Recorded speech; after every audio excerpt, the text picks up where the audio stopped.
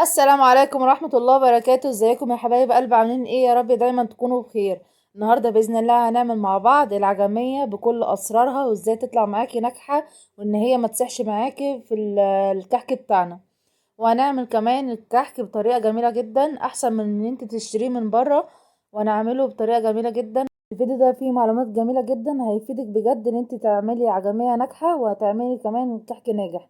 ما تنسوش الاشتراك في القناة وتفعلوا زر الجرس عشان يوصل لحضراتكم كل جديد. شايفين العجمية جميلة ازاي؟ اول حاجة نقول بسم الله. اول حاجة هنعمل العجمية. العجمية طريقة سهلة جدا وسريعة جدا، مش هتاخد معانا اي وقت. اول حاجة هنعملها، هننزل بمعلقة كبيرة من السمنة البلدي. لو مش متوفر عندك سمنة بلدي، نقدر نستبدلها بأي نوع سمنة حضرتك تحبيه. اول حاجة هنعملها، ننزل بالسمنة. اول ما السمنة تبتدي ان هي تسيح معانا بالشكل ده زي ما حضراتكم شايفين، ابتدي انزل عليهم بمعلقتين كبار من الدقيق، وابتدي احمر الدقيق مع السمنة بالشكل ده. انا هنا الدقيق جه زيادة شوية على السمنة، ابتدي ان انا ازود حتة سمنة كمان لغاية ما توصل للقوام بتاعنا اللي احنا هنشوفه مع بعض. زودت نص معلقة سمنة كمان، وحمرت كويس الدقيق مع السمنة بالشكل ده زي ما حضراتكم شايفين. اول ما الدقيق يتحمر مع السمنة بالشكل ده زي ما حضراتكم شايفين، وابتدي انزل على الدقيق والسمنة بالشكل دوت، انزل عليه بربع كيلو من العسل النحل بالشكل ده زي ما حضراتكم شايفين، وابتدي ان انا اقلب كويس بالشكل ده. ما ننساش نصلي على سيدنا محمد ونقول اللهم صل وسلم وبارك على نبينا محمد وعلى اله واصحابه اجمعين. العجمية هنا في سرين عشان تطلع معاكي ناجحة وما تسحش معاكي في قلب الكحك بتاعك. شايفين القوام جميل ازاي؟ في المرحلة دي بنبتدي ان احنا نوطي النار على العجمية بشمعة، اكنك بتسوي رز بالظبط عشان ما تتحرقش منك. لما توصل معانا للقوام دوت، ده كده القوام المظبوط. ابتدي ان انا اضيف لها المكسرات اللي انا عايزاها او السمسم على حسب الرغبة. ابتدي اقلب فيها بالشكل ده زي ما حضراتكم شايفين. انا هنا مجهزة معايا المكسرات، معايا عين جمل. ابتدي ان انا اكسرها صغير خالص كده، وابتدي ان انا احطها في الحشوة بتاعتي بالشكل ده زي ما حضراتكم شايفين. العجمية هنا تقلت معايا بالشكل ده. تعملي ايه لو العجمية تقلت معاكي بالمنظر ده؟ ابتدي ان انا انزل عليها بمعلقتين كبار من المية، وافك العجينة بتاعتي ديت بالمية. لما بنضيف عليها المية العجمية بتاعتنا لونها بيغمق. وكمان احنا بنستخدم المية في العجمية بالشكل دوت عشان خاطر العجمية بتاعتنا ما تنشفش معانا في الكحك، بتكون طرية.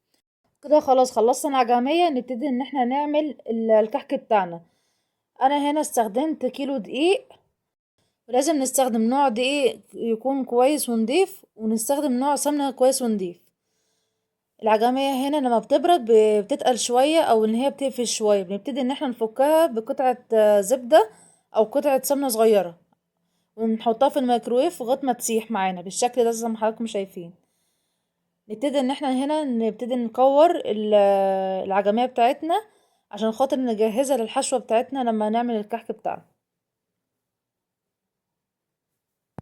بالشكل ده زي ما حضراتكم شايفين.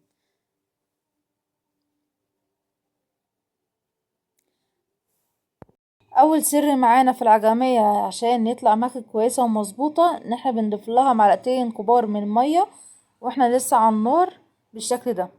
تاني معلومة للعجمية عشان تطلع معاكي طرية ومش ناشفة معاكي في قلب الكحك، بنحط لها معلقة زبدة او سمنة قبل ان احنا نكورها كده ونظبطها قبل ما نحطها في الحشو بتاعنا.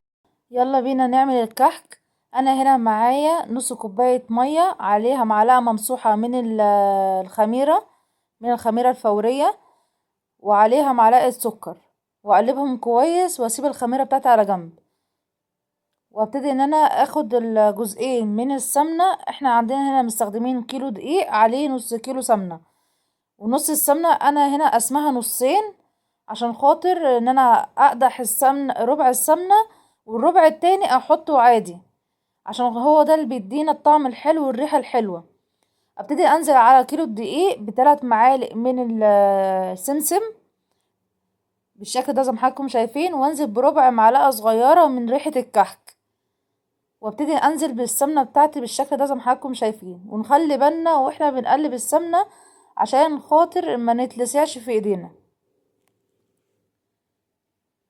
سر من اسرار المحلات ان هما بيخلوا الكحك بتاعهم ناعم وان هو زي النواعم كده وجميل جدا وبيدوب في البق، ان احنا بنستخدم ربع السمنة مقدوح كويس، والربع التاني عادي ان هو مش بنسخنه خالص.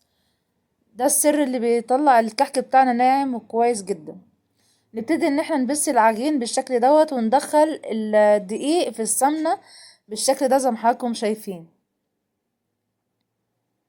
وابتدي ان انا اخد قطعة من العجينة بتاعتي واشوف ان هي بتشقق معايا ولا لا، بعد ما ضفت لها السمنة بتاعتي وقلبتها كويس.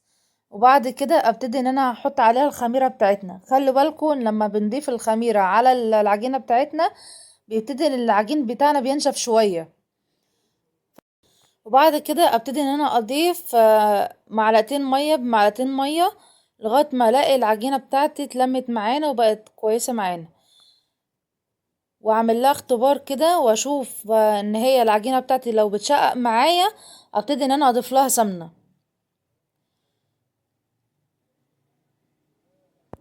افضل استمر في العجن الكحك بتاعنا بالشكل ده زي ما حضراتكم شايفين لغاية ما اشوف العجينة بتاعتي ما بتشققش معايا، اعرف ان العجينة ناجحة معايا. ابتدي اضيف ربع كوباية مية بربع كوباية مية لغاية ما الم العجين بتاعنا بالشكل ده زي ما حضراتكم شايفين.